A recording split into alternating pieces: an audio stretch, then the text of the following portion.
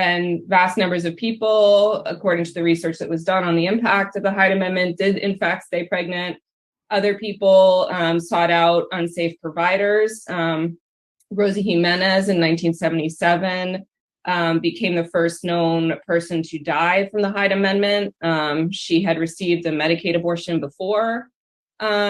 She died from the Hyde Amendment. Can we just think about the way that Amy Littlefield phrased that?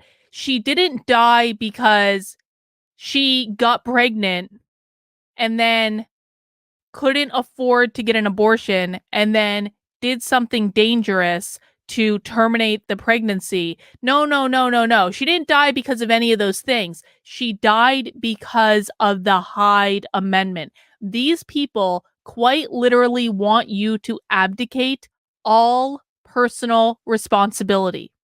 And that's how we know they're socialists. They want the state to have responsibility for everything and the individual to have responsibility for nothing. If, like, listen, man, and again, I'm pro choice. But if you are getting a back alley abortion, that is a choice that you made. You, in all likelihood, unless you were assaulted, you made the choice to have sex. You made the choice not to be on birth control. You made the choice to not try to find a way to get a couple $100s with which to have a safe clinic abortion. And by the way, guys, I'm sorry, I don't buy into this. We just can't afford it. There are always ways to make a couple $100s if you need to. There really are. You can always make money if you need to. And don't tell me any differently. I make money in like 15 different ways. You made the choice every single step of the way. It is not the Hyde Amendment's fault that you died. You died as a result of your own choices. And I'm going to acknowledge she was probably in a tough position. I'm not saying that it was just like all easy, but guess what? That's life. That's called being an adult. And if you can't handle it, don't have sex.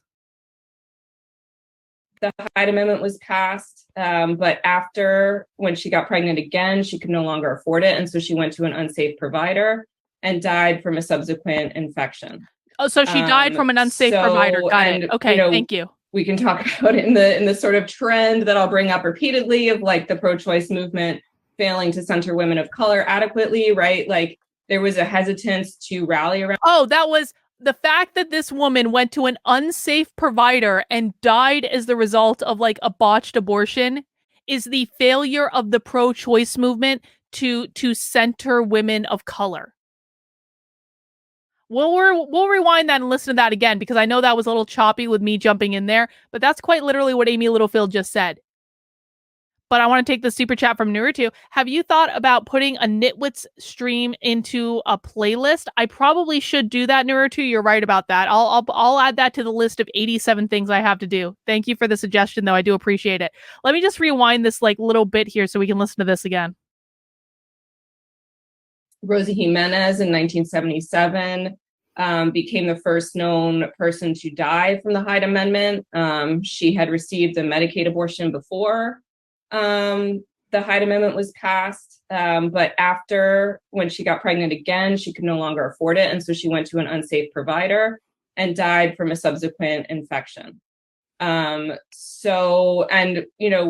We can talk about it in the sort of trend that I'll bring up repeatedly of like the pro-choice movement failing to center women of color adequately, right? Like there was the pro-choice movement failed to center women of color adequately.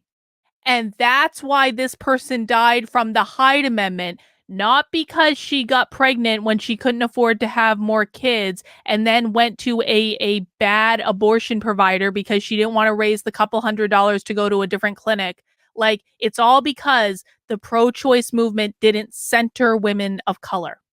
This is how we know that Amy is a socialist.